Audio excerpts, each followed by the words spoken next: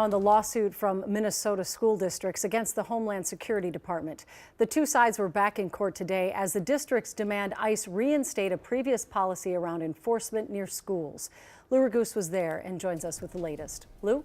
Julie, the school districts want the judge to issue an order that would essentially stop ICE from immigration enforcement near schools.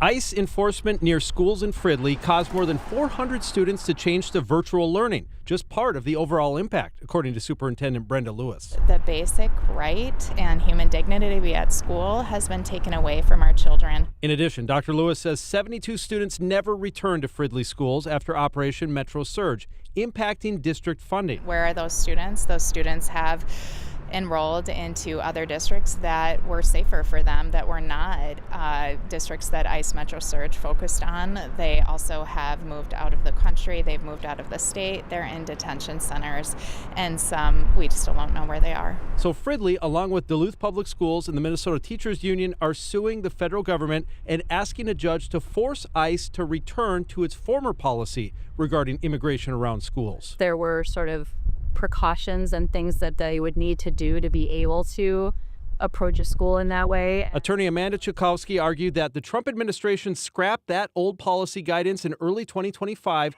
and that teachers, students, and school districts have suffered harm since then. Their lawsuit mentions incidents at other high schools, such as Mace, being deployed at Roosevelt High School in Minneapolis.